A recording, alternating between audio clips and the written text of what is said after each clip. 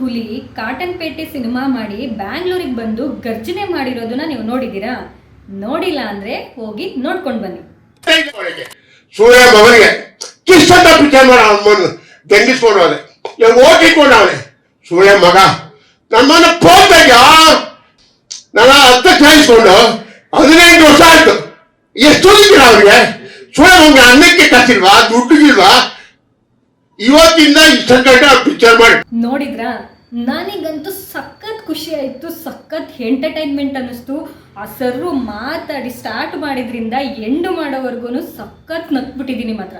ಯಾಕಂದರೆ ನಾನು ನೋಡ್ದಂಗೆ ಆ್ಯಕ್ಚುಲಿ ಅಷ್ಟು ಬೋಲ್ಡಾಗಿ ಅಷ್ಟು ಮಾತಾಡಿರೋದು, ಕೆಲವೊಬ್ಬರಿಗೆ ಅದು ಅಷ್ಟು ಸ್ಟಾರ್ ಡೈರೆಕ್ಟರ್ಗಳಿಗೆ ಬೈದಿರೋರು ನಾನು ಸೀರಿಯಸ್ಲಿ ಯಾವ ಪ್ರೊಡ್ಯೂಸರ್ಸ್ಗಳನ್ನೂ ನೋಡಿರಲಿಲ್ಲ.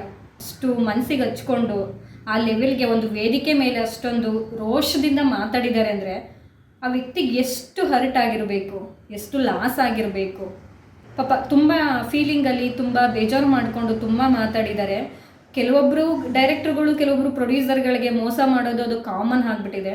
100ಅಲ್ಲಿ 50% ಡೈರೆಕ್ಟರ್ಗಳು ಏನು ಮಾಡ್ತಾರೆ ಅಂತಂದರೆ ಜಸ್ಟ್ ಏನೋ ಒಂದು ಗಿಮಿಕ್ ಮಾಡಿ ಬಿಲ್ಡಪ್ಗಳನ್ನ ಕೊಟ್ಕೊಂಡು ಮಾತಲ್ಲೇ ಮರಳು ಮಾಡಿ ಮಾತಲ್ಲೇ ಮನೆ ಕಟ್ಟೋ ಡೈರೆಕ್ಟರ್ಗಳು ನಮ್ಮ ಸಿನಿಮಾ ಇಂಡಸ್ಟ್ರೀಲಿ ತುಂಬ ಜನ ಇದ್ದಾರೆ ಬಿಡಿ. ಅಂಥವ್ರು ಯಾರೋ ಕೆಲವೊಬ್ಬರು ಯಾಮಾರಿಸಿರ್ತಾರೆ, ಅದಕ್ಕೆ ಏನೂ ಮಾಡೋಕ್ಕಾಗಲ್ಲ. ಬಟ್ಟು ಶ್ರೀನಿವಾಸ್ ಅವ್ರ ಮೇಲೆ ನನಗೆ ಒಂದು ಪ್ರೌಡ್ ಫೀಲ್ ಅಂತ ಅನಿಸಿದ್ದು ಏನು ಅಂದರೆ, ಅಷ್ಟೆಲ್ಲ ಮೋಸ ಹೋಗಿದ್ರೂ ಕೂಡ ಆ ವ್ಯಕ್ತಿ ಸಿನಿಮಾನ ಮಾಡಲೇಬೇಕು ಅಂತ ನಿಂತ್ಕೊಂಡಿದ್ದಾರಲ್ಲ, ಆ್ಯಕ್ಚುಲಿ ಅದು ಗ್ರೇಟ್ ಅನ್ನಿಸ್ತು ನನಗೆ. ಶ್ರೀನಿವಾಸ್ ಅವ್ರ ಹತ್ರ ಪವರ್ ಇದೆ, ಮನಿ ಇದೆ, ಎಲ್ಲ ಇದೆ. ಆ ವ್ಯಕ್ತಿ ಏನು ಬೇಕಾದರೂ ಮಾಡೋ ಕೆಪಾಸಿಟಿ ಅವ್ರಿಗಿದೆ. ಬಟ್ ಅವರು ಇಷ್ಟೆಲ್ಲ ಕೆಪಾಸಿಟಿ ಇಷ್ಟೆಲ್ಲ ಪವರ್ ಇದ್ದರೂ ಕೂಡ ಎಲ್ಲೂ ಕೂಡ ಗಲಾಟೆ ಮಾಡಿಲ್ಲ. ವೇದಿಕೆ ಮೇಲೆ ಅಥವಾ ಯಾವುದೋ ಒಂದು ನ್ಯೂಸ್ ಚಾನಲಲ್ಲಿ ಕೂತ್ಕೊಂಡು ಈ ಲೆವೆಲ್ಗೆ ಮಾತಾಡೇ ಇಲ್ಲ. ಇವಾಗ ಮಾತಾಡಿದ್ದಾರೆ ಅಂತ ಅಂದರೆ ವಿಷಯ ಇದೆ. ಏನೋ ಗೊತ್ತಾಯ್ತಾ, ನನಗೇನೋ 6 ಸೆನ್ಸ್ ಹೇಳ್ತಾ ಇದೆ, ಪ್ರಮೋಷನ್ ಗಿಮಿಕ್ಕು ಅಂತ. ಶ್ರೀನಿವಾಸ್ ಸರ್ ನೋಡ್ತಾ ಇದ್ದರೆ ದಯವಿಟ್ಟು ನಾನು ಮಾತಾಡೋದನ್ನ ನಿಮ್ಮ ಹೊಟ್ಟೆಗೆ ಹಾಕೋಬಿಡಿ. ಆಮೇಲೆ ನಾನು ಎಲ್ಲರೂ ಒಂದು ವೇದಿಕೆ ಮೇಲೆ ನಾನು ಬೈದ್ಬೇಡ್ರಿ. ನನಗೆ ಪರ್ಸ್ನಲಿ ಆ ಥರ ಫೀಲ್ ಅನ್ನಿಸ್ತು. ಮೇ ಬಿ ನಮ್ಮ ಶ್ರೀನಿವಾಸ್ ಸರು ತಲೆನ ಸಖತ್ತಾಗಿ ಓಡಿಸ್ಬಿಟ್ಟು ಪ್ರಮೋಷನ್ ಮಾಡೋದಕ್ಕೆ ಕಾಟನ್ಪೇಟೆನ ಹಿಂದೆ ಇಟ್ಕೊಂಡು ಮುಂದೆ ಹಳೆ ವಿಚಾರಗಳನ್ನೆಲ್ಲ ಎತ್ಕೊಂಡು ಬೈತಾ ಇದ್ದಾರೇನೋ ಅಂತ ನನಗೆ ಪರ್ಸ್ನಲಿ ಫೀಲ್ ಆಯಿತು. ಸೊ ಅದಕ್ಕೆ ಹೇಳ್ತಾ ಇದ್ದೀನಿ, ಎಲ್ಲರಪ್ಪ ಇದ್ದೀರಾ ನಮ್ಮ ಹೊಸ ಡೈರೆಕ್ಟ್ರುಗಳು, ಸಿನಿಮಾ ರಿಲೀಸ್ ಮಾಡ್ತಾ ಇದ್ದೀರಾ ತಾನೇ? ಸುಮ್ಮನೆ ದುಡ್ಡು ಕೊಟ್ಟು ರಿಲೀಸ್ ಮಾಡೋದಲ್ಲ, ಫ್ರೀ ಪಬ್ಲಿಸಿಟಿ ಅಂತ ಇದಕ್ಕಂತಾರೆ. ನಮ್ಮ ಶ್ರೀನಿವಾಸ್ ಸರ್ನ ನೋಡಿ ಈಗ ಯಂಗ್ಸ್ಟರ್ಸ್ ಯಾರ್ಯಾರೆಲ್ಲ ಡೈರೆಕ್ಟರ್ಗಳು ಪ್ರೊಡ್ಯೂಸರ್ಗಳು ಬರ್ತಾ ಇದ್ದೀರಾ, ನೀವೆಲ್ಲ ಇದನ್ನು ನೋಡಿ ಕಲಿಬೇಕು. ಫ್ರೀ ಪಬ್ಲಿಸಿಟಿ ಬೇಕಾ? ಎತ್ರಿ ಹಳೆ ವಿಚಾರಗಳನ್ನೆಲ್ಲ ಇರೋದು ನಿದ್ದಂಗೆ ಹೇಳಿ, ಸತ್ಯ ಹೇಳಿ. ಸೀರಿಯಸ್ಲಿ ಪಬ್ಲಿಸಿಟಿ ಫ್ರೀಯಾಗಿ ಸಿಕ್ಬಿಡುತ್ತೆ. ಶ್ರೀನಿವಾಸ್ ಸರ್ಗೆ ಈ ಲೆವೆಲ್ಗೆ ಪಬ್ಲಿಸಿಟಿ ಯಾವ ಸಿನಿಮಾದಲ್ಲೂ ಸಿಕ್ಕಿರಲ್ಲ. ಆ ಲೆವೆಲ್ಗೆ ಕಾಟನ್ಪೇಟೆ ಸಿನಿಮಾದಿಂದ ಪಬ್ಲಿಸಿಟಿ ಸಿಗ್ತಾ ಐತೆ. ಎಷ್ಟೋ ಡೈರೆಕ್ಟರ್ಗಳಿಗೆ, ಎಷ್ಟೋ ಜನ ಪ್ರೊಡ್ಯೂಸರ್ಗಳು ಕರ್ನಾಟಕನೆಲ್ಲ ಸುತ್ಕೊಂಡ್ಬಂದಿರ್ತೀರ. ಪ್ರೊಡ್ಯೂಸರ್ಗಳು ಮೋಸ ಮಾಡಿರ್ತಾರೆ, ಚೀಟಿಂಗ್ ಮಾಡಿರ್ತಾರೆ. ಅಂಥವ್ರು ಎಲ್ಲರೂ ನೀವು ಸಿನಿಮಾ ರಿಲೀಸ್ ಮಾಡುವಾಗ ಮುಂದೆ ಕುತ್ಕೊಂಡು ಹೇಳಿ, ನಾನು ಈ ಥರ ಒಂದು ಸಿನಿಮಾ ಮಾಡೋಕ್ಕೆ ಹೊರಟಿದ್ದೆ, ಈ ಥರ ಎಲ್ಲ ಸಿಕ್ಕಾಪಟ್ಟೆ ಹಲ್ದುಬಿಟ್ಟಿದ್ದೀನಿ. ಮತ್ತು ಇನ್ನೊಂದು ನಮ್ಮ ಹಳೆ ಡೈಲಾಗ್ಸ್ ಇದೆಯಲ್ಲ, ಸಿನಿಮಾ ಮಾಡೋದಕ್ಕೆ ಅಲ್ದು ಚಪ್ಪಲಿನೇ ಸೌದೋಗ್ಬಿಟ್ಟಿದೆ. ಈ ಡೈಲಾಗ್ಸ್ಗಳನ್ನೆಲ್ಲ ಯೂಸ್ ಮಾಡಿಕೊಡಿ, ಪ್ರಮೋಷನ್ ಸಖತ್ ಹೆಲ್ಪ್ ಆಗುತ್ತೆ. ಸರ್ ಶ್ರೀನಿವಾಸ್ ಸರ್, ನಾನು ನಿಮ್ಮ ದೊಡ್ಡ ಫ್ಯಾನು. ನಾನು ನೆಕ್ಸ್ಟು ನಾನು ಸಿನಿಮಾ ರಿಲೀಸ್ ಮಾಡುವಾಗ ಪಕ್ಕ ನಿಮ್ಮನ್ನು ಫಾಲೋ ಮಾಡ್ತೀನಿ. ಪಬ್ಲಿಸಿಟಿ ಮಾಡೋದಕ್ಕೆ ಅಂತೂ ನಮ್ಮ ಹತ್ರ ದುಡ್ಡಿರಲ್ಲ, ನಿಮ್ಮನ್ನು ಫಾಲೋ ಮಾಡಿಕೊಂಡು ನಿಮ್ಮಾಗೇ ಫ್ರೀಯಾಗಿ ಪಬ್ಲಿಸಿಟಿ ಮಾಡ್ಕೊಳ್ಳೋಕ್ಕೆ ನಾವು ಟ್ರೈ ಮಾಡ್ತೀವಿ. ತುಂಬ ಸಖತ್ತಾಗಿ ಮಾತಾಡಿದ್ದೀರಾ.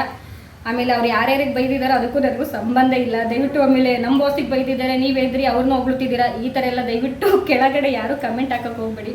ಶ್ರೀನಿವಾಸ್ ಸರ್ ನನಗೆ ಪರ್ಸ್ನಲಿ ಅನಿಸಿದ್ದು, ಹೊಟ್ಟೆ ಹಸಿವಿರೋರಿಗೆ ಊಟ ಹಾಕಿದರೆ ಎಷ್ಟು ಹೊಟ್ಟೆ ತುಂಬುತ್ತೋ ಅಷ್ಟು ಊಟ ಮಾಡ್ತಾರೆ.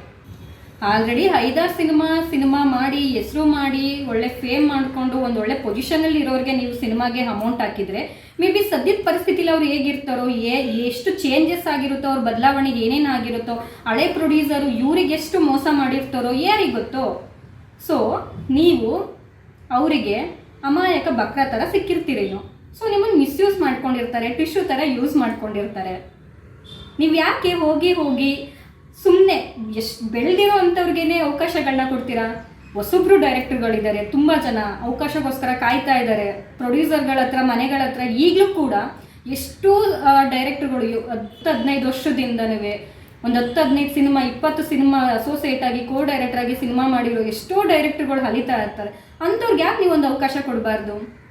ಅಂಥವ್ರಿಗೊಂದು ಅವಕಾಶ ಕೊಟ್ಟರೆ ನಿಮಗೂ ಒಂದು ಒಳ್ಳೆ ಬೆಲೆ ಕೊಡ್ತಾರೆ. ನಿಮಗೆ ಹೆಸರು ಉಳಿಸೋದಕ್ಕೆ ಏನೇನೆಲ್ಲ ಪ್ರಯತ್ನ ಪಡಬೇಕೋ ಅದನ್ನು ಪಡ್ತಾರೆ.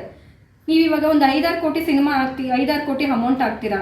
ಎಷ್ಟೋ ಸಿನಿಮಾಗಳನ್ನ ಮಾಡಿರುವಂಥ ದೊಡ್ಡ ಡೈರೆಕ್ಟರ್ಗಳಿಗೆ ನೀವು 5-6 ಕೋಟಿ ಸಿನಿಮಾಗೆ ಅಮೌಂಟ್ ಹಾಕ್ದಾಗ ಆ ವ್ಯಕ್ತಿ ಏನು ಯೋಚನೆ ಮಾಡ್ತಾನೆ? ಹಳೆ ಸಿನಿಮಾದಿಂದ ನಾನೇನು ಪಡ್ಕೊಂಡಿಲ್ಲ, ಈ ಸಿನಿಮಾದಲ್ಲಾದ್ರೂ ನಮ್ಮ ಶ್ರೀನಿವಾಸ್ ಅವ್ರ ಕಡೆಯಿಂದ ಏನಾದ್ರು ತಗೋಬಹುದು ಅಂತ ತಾನೇ ಯೋಚನೆ ಮಾಡ್ತಾರೆ. ಎಷ್ಟೋ ಡೈರೆಕ್ಟರ್ಗಳು, ಲೇಡಿ ಡೈರೆಕ್ಟರ್ಗಳು ಸಿನಿಮಾದಲ್ಲಿ ಅವಕಾಶಗಳು ಸಿಗ್ತಾ ಇಲ್ಲ, ಪ್ರೊಡ್ಯೂಸರ್ಗಳು ಸಿಗ್ತಾ ಇಲ್ಲ ಅಂದ್ಬಿಟ್ಟು ಈ ಕಡೆ ಆ್ಯಕ್ಟಿಂಗಿಗೆ ಹೋಗ್ತಾ ಇದ್ದಾರೆ. ಕೆಲವೊಬ್ರು ಮದುವೆ ಆಗಿ ಮಕ್ಕಳು ಸಂಸಾರ ಅಂತ ಹೋಗ್ತಾ ಇದ್ದಾರೆ. ಯಾರೂ ಸಪೋರ್ಟ್ ಮಾಡ್ತಾ ಇಲ್ಲ. ಬರೀ ಬರ್ತಾ ಇರೋಂಥ ನಿಮ್ಮಂಥ ಪ್ರೊಡ್ಯೂಸರ್ಗಳೆಲ್ಲ ಎಕ್ಸ್ಪೀರಿಯನ್ಸ್ ಏನಿದೆ ಸಿನಿಮಾ ಮಾಡಿದವ್ರಿಗೆ ಅಷ್ಟೇ ನಾವು ಸಿನಿಮಾ ಮಾಡ್ತೀವಿ ಅಂತ ಅಂದರೆ ನಿಮಗೆ ಪಕ್ಕಾ ಫಿಕ್ಸ್ ಆಗಿಬಿಡಿ. ನಿಮಗೆ 3 ನಾಮನೇ ಹಾಕೋದು, ತಲೆ ಮೇಲೆ ಟೋಪಿನೇ ಹಾಕೋದು. ಹೊಸಬ್ರಿಗೆ ಅವಕಾಶ ಕೊಡಿ. ನೀವು ಕೋಟಿ ಹಾಕ್ಬೇಡ ಸರ್, ಜಸ್ಟ್ 1 ಲಕ್ಷಗಳನ್ನ ಹಾಕಿ. ಅದರಲ್ಲಿ ಅವ್ರು ಏನು ಅಂತ ಪ್ರೂವ್ ಮಾಡ್ಕೊಳ್ತಾರೆ. ನಿಮಗೆ ಅವ್ರ ಕ್ಯಾರೆಕ್ಟರ್ ಇಷ್ಟ ಆಯ್ತಾ, ನೀವು ಹಾಕಿರೋ ಬಜೆಟ್ ಅವ್ರ ಕಡೆಯಿಂದ ವಾಪಸ್ ಬಂತ, ನಿಮ್ಮ ಹತ್ರ ನಿಯತ್ತಾಗಿದ್ರ, ಪ್ರಾಮಾಣಿಕತೆಯಿಂದ ಇದ್ರ, ಕೋಟಿ ಹಾಕಿ. ಅವಾಗ ಈಗ ಅಷ್ಟು ಸಿನಿಮಾಗಳನ್ನ ಮಾಡಿದರೆ ಎಲ್ಲ ಸಿನಿಮಾದಲ್ಲೂ ನಂಗೆ ದೋಖ ಆಯಿತು ಅಂತ ನೀವು ಅಷ್ಟು ಫೀಲಿಂಗಲ್ಲಿ ಹೇಳ್ಕೊಳ್ಳೋದ್ರಿಂದ ಏನು ಯೂಸ್ ಇದೆ? ನೀವೊಬ್ಬರು ಪ್ರಾಮಾಣಿಕ ಪ್ರೊಡ್ಯೂಸರ್ ಆಗಿಬಿಟ್ಟು ನೀವು ಸಿನಿಮಾ ಮಾಡಿ ಹಿಟ್ಟಾಗುತ್ತಾ ಫ್ಲಾಪ್ ಆಗುತ್ತಾ? ನೀವೆಷ್ಟು ಜನಕ್ಕೆ ನನ್ನ ಸಿನಿಮಾ ಗೆದ್ದಿದೆ ತೊಗೊಳ್ರಪ್ಪ ಅಂತ ಶೇರಿಂಗ್ ಕೊಟ್ಟಿದ್ದೀರೋ ಗೊತ್ತಿಲ್ಲ ಸರ್. ಆದರೆ ತುಂಬ ಜನ ಪ್ರೊಡ್ಯೂಸರ್ಗಳು ನೀವು ನಂಬ್ತಿರೋ ಬಿಡ್ತಿರೋ ಸಿನಿಮಾ ಆಗಿ ಪ್ರಾಫಿಟ್ ಬಂದಿದ್ರೂ ಕೂಡ ಡೈರೆಕ್ಟರ್ಗಳನ್ನ ಕ್ಯಾರೆ ಅಂತ ಅಂದೇನೆ ಹೋಗಿರೋರು ಕೂಡ ಪ್ರೊಡ್ಯೂಸರ್ಗಳು ತುಂಬ ಇದ್ದಾರೆ. ಅಂಥ ಸಿಚುವೇಶನ್ಸ್ಗಳಲ್ಲಿ ನೆಕ್ಸ್ಟ್ ಬರೋ ಪ್ರೊಡ್ಯೂಸರ್ಗೆ ದೋಖ ಮಾಡಬೇಕು ಅಂತಲೇ ಡೈರೆಕ್ಟರ್ಗಳು ಕಾಯ್ತಾ ಇರ್ತಾರೆ. ನಿಯತ್ತಿಗೆ ಕಾಲ ಇಲ್ಲ ಅನ್ನೋದನ್ನು ಕೆಲವೊಬ್ರು ಡೈರೆಕ್ಟರ್ಗಳು ತುಂಬ ಚೆನ್ನಾಗಿ ತಿಳ್ಕೊಂಡ್ಬಿಟ್ಟಿದ್ದಾರೆ ಸರ್. ಮತ್ತೆ ಹೇಳ್ತೀನಿ ಸರ್, ಮತ್ತೆ ಮೋಸ ಹೋಗೋದಕ್ಕೆ ಹೋಗಬೇಡಿ. ಯಾರ್ಯಾರು ನಂಬಿ ನಮ್ಮಂಥ ಹೊಸ ನಿರ್ದೇಶಕಿಯರು ಇರ್ತೀವಿ, ನಮ್ಮಂಥವ್ರಿಗೆ ಸಪೋರ್ಟ್ ಮಾಡಿ. ಖಂಡಿತ ನಿಮ್ಗೊಂದು ಒಳ್ಳೆ ಸಿನಿಮಾ ಮಾಡಿಕೊಡ್ತಾರೆ ಹೊಸಬ್ರು. ನೀವು ನಮಗೆ ಸ್ಟಾರೇ ಬೇಕು, ಎಲ್ಲ ತುಂಬ ಗೊತ್ತಿರೋ ಎಕ್ಸ್ಪೀರಿಯನ್ಸ್ ಇರೋರೇ ಬೇಕು ಅಂತ ಅಂದರೆ ನಿಮಗೂ ಅವಾಗ ಒಂಚೂರು ಎಕ್ಸ್ಪೀರಿಯನ್ಸ್ ಕೊಡ್ತಾ ಇರ್ತಾರೆ. ದುಡ್ಡು ಹೆಂಗೆ ಕಳ್ಕೊಳ್ಳೋದು, ಚೀಟಿಂಗ್ ಹೆಂಗೆ ಆಗೋದು ಅಂತ ಅದನ್ನು ತೊಗೊಳ್ಳಿ ಸರ್, ಏನೂ ಪರವಾಗಿಲ್ಲ. ಮತ್ತು ಸರ್ ಇನ್ನೊಂದು ಪರ್ಸ್ನಲಿ ಹೇಳೋಕ್ಕೆ ಇಷ್ಟಪಡ್ತೀನಿ. ಎಲ್ಲ ಡೈರೆಕ್ಟರ್ಗಳು ಕೆಟ್ಟವ್ರು ಇರೋದಿಲ್ಲ, ಎಲ್ಲ ಪ್ರೊಡ್ಯೂಸರ್ಗಳು ಕೆಟ್ಟವ್ರು ಇರೋದಿಲ್ಲ. ಸಿನಿಮಾ ರಂಗದಲ್ಲಿ ಈ ಕಡೆ ಕೆಟ್ಟವರು ಇದ್ದಾರೆ, ಒಳ್ಳೆಯವರು ಇದ್ದಾರೆ. ಡೈರೆಕ್ಟರ್ಗಳು ಕೆಟ್ಟವರಿದ್ದಾರೆ, ಪ್ರೊಡ್ಯೂಸರ್ಗಳಲ್ಲೂ ಕೆಟ್ಟವರಿದ್ದಾರೆ, ಆರ್ಟಿಸ್ಟ್ಗಳಲ್ಲೂ ಕೆಟ್ಟವರಿದ್ದಾರೆ.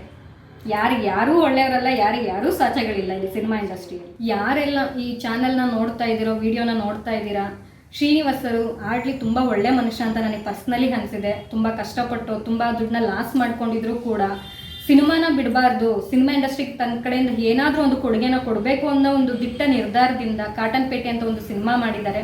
ದಯವಿಟ್ಟು ಹೋಗಿ ನೋಡಿ. ನಿಮ್ಗೆ ಇಷ್ಟ ಆಯಿತು ಅಂದರೆ ಎಲ್ರಿಗೂ ಶೇರ್ ಮಾಡಿ. ಕಾಟನ್ ಪೇಟೆ ಟೀಮು ಮತ್ತು ನಮ್ಮ ಶ್ರೀನಿವಾಸರು ಎಲ್ರಿಗೂ ಒಳ್ಳೆಯದಾಗಲಿ. ನನ್ನ ಎಲ್ಲ ಕರ್ನಾಟಕ ಸೆಲೆಬ್ರಿಟೀಸ್ಗೆ ನಮಸ್ಕಾರ.